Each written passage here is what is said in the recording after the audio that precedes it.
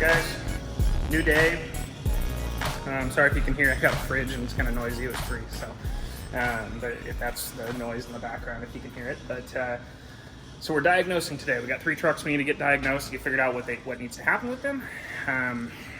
This one being one of them, the black truck there.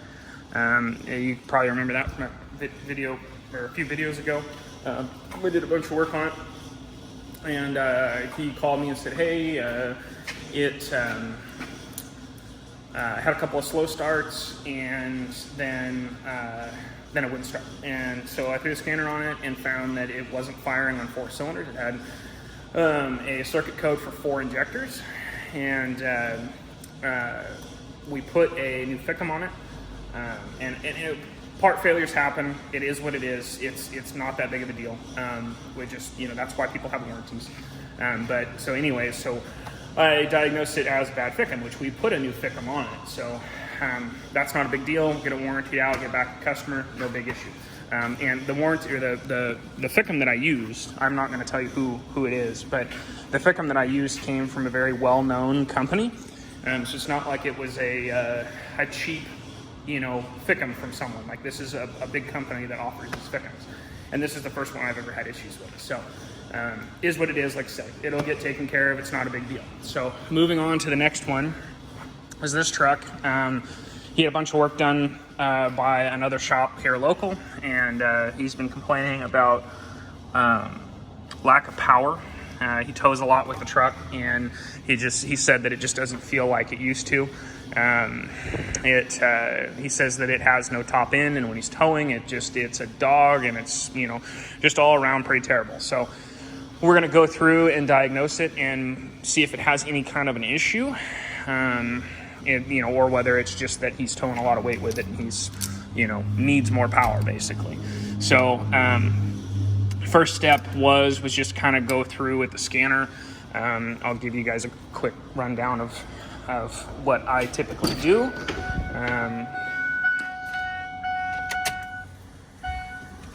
So let's get it propped up here. Go into the engine here. Checked for codes. It does have a check engine light. It just has some EGR codes. No big deal. Fuel injection control module. Make sure that it, I don't know what that noise is. It's got some kind of interference noise, so ignore that. But make sure it's got good FICM voltage, which it does. At least at idle, it doesn't drop below 48 once it's running. You can kind of, I don't know if you're going to be able to see that. You can barely see it. It's bouncing between 47.5 and 48.5, which is normal. That's not without, that's not outside of spec. So basically at this point, what I'm going to do is I have a fuel pressure gauge set up that I built to check fuel pressure on these things. I'm going to go ahead and throw a fuel pressure gauge on it, and then go take it out and drive it and monitor everything that needs to be monitored. Basically what I'm going to monitor is, and I'm not going to be able to do this and film it, basically what I'm going to monitor is I'm going to make sure it's not dropping fuel pressure under hard throttle. I'm going to monitor boost pressure to make sure it doesn't have any kind of a boost leak, make sure it's making within spec of what boost pressure should be. I'm going to monitor ICP, make sure the injection pressure is good, make sure it's within what it should be. And there's a couple of other things that I'm going to monitor too. But just like say, we're just trying to diagnose whether it physically is making less power than it should, or whether it just needs more power for what he's doing. He says that it makes less power now than it did before. So he thinks there's an issue with the truck, which is definitely possible. It's definitely possible there's an issue with the truck. I haven't driven the truck yet, so I don't know. So, but yeah, so we're going to get after that. And then, which we'll probably just, well, no, we'll do a different video on that. The white second gen out there, it's still got some other issues that we're going to try and get diagnosed today. To see if we can get something figured out with it. He's had an ongoing vibration in the truck. It's kind of hard to explain the vibration, but he's spent a bunch of money elsewhere with a different shop. They went through the rear end, they went through the rear drive line, they went through a bunch of other stuff. He spent a bunch of money there, and then he found that the balancer, if you guys saw that in the other video, the balancer was missing chunks of rubber. So we went ahead and tore it down and found that front cover was leaking, all that kind of stuff. So like I say, there's another video on that whole process. If you guys want to go watch that, you can. I'm not going to get too much into what we've already done because that seems redundant. So anyways, I'm going to get after this and I'll update you guys along the way. Alrighty, so the gray truck out there, the only thing that we could really find wrong with it was it had low fuel pressure. Not horribly low, but definitely low enough that it could cause an issue. So we're gonna go ahead. I think he wants to do a fast on it. Let me point it at my face. He wants to do a fast on it, wants to do regulator return, do a handful of other things on it. He wants to set it up so we can do bigger injectors here in a little bit, different turbo and stuff. So that one's done for the day. So now we are on to the white Dodge. So upon inspection, I'll show you guys. I'll get underneath the truck and show you guys what I found.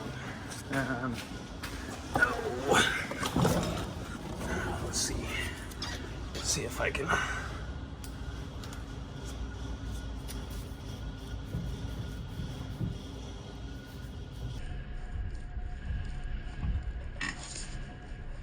Yeah, I don't know if you can really see that. So they did carrier bearing, they did that U-joint, but they didn't do that U-joint or the front one. The front one looks like it's been replaced recently, but not as recently as the carrier bearing and the back U-joint. So that would definitely cause a vibration in the truck. So we're gonna go ahead and especially at that joint too, that would be a pretty bad vibration because that's where the back part of the driveline drops down. So we're gonna go ahead and replace that U-joint and see what that does. All right, so we got drug away from this project for a few days. Had some other things that we need to take care of. I did a little bit yesterday without filming. And this is a really terrible gauge to use for this because the air compressor is only 125 PSI or so. So I left it hooked up and pressurized. Basically, I pressurized. We're on the passenger side right now, and I pressurized that side and left it. What time did I do that? I probably did that at 11 o'clock yesterday morning, and so it's been sitting for about 24 hours now. And it didn't leak all the pressure off, but it leaked some pressure off. So, and I didn't have the valve open, so I've got this valve over here, and I closed that. I closed that because I wanted to see leak down, to see if it loses any pressure. So there's a bunch of different variables in that, so I'm not going to determine, because it still had some pressure, so I'm not going to use that as like a 100% like, oh, these injectors need to come out and be resealed. It's still possible, and I'm probably at this point going to go ahead and pull the injectors out and reseal them, just because it did drop pressure. But before I do that, I am going to move to the other side and do the driver's side just to verify that whether it's leaking for sure or not.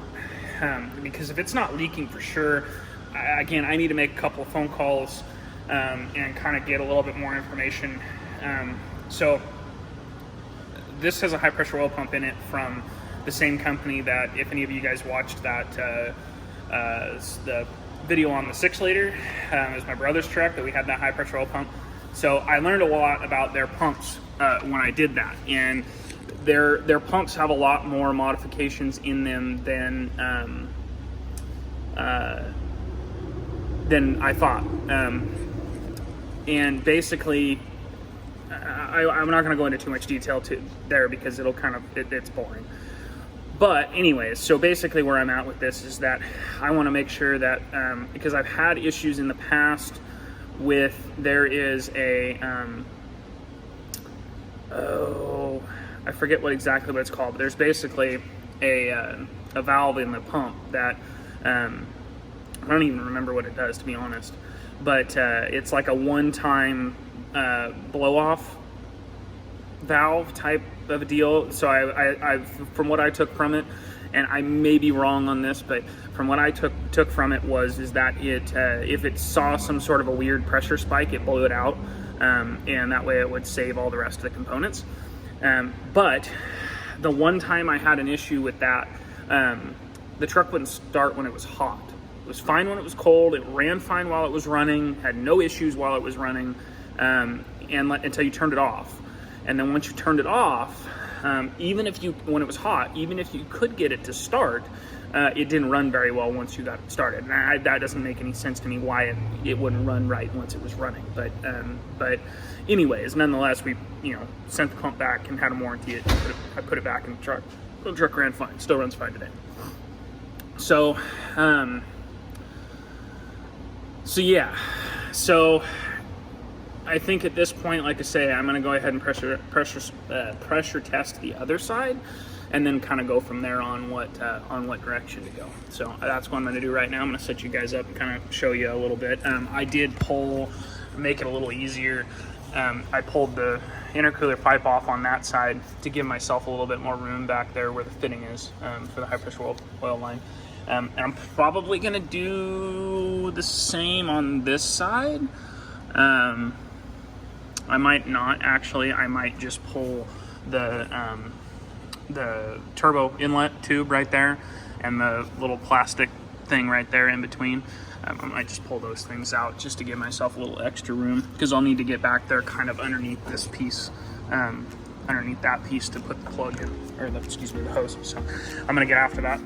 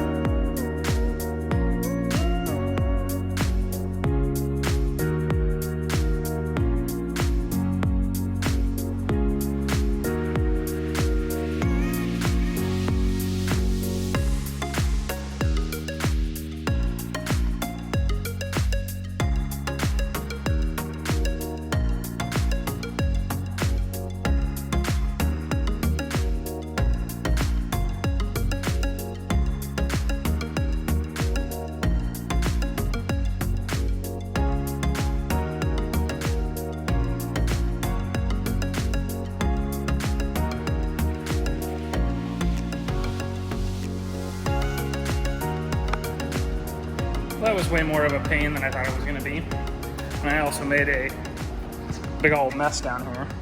Oil everywhere. So, we've got it hooked up.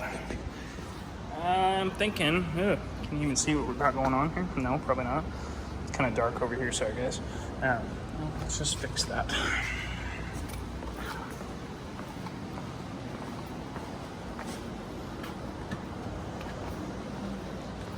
All right. How did we get oil? Jesus, we made a mess. There's oil everywhere.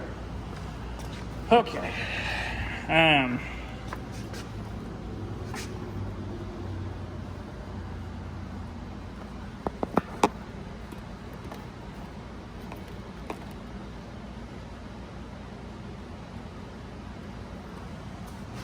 Yeah, so I think what we're gonna have to do is we're gonna have to fire the air compressor up. I won't do that while I'm filming because it's loud as all get out. So I'm gonna fire that up and get it full of pressure, and then I'll get back with you guys in a bit.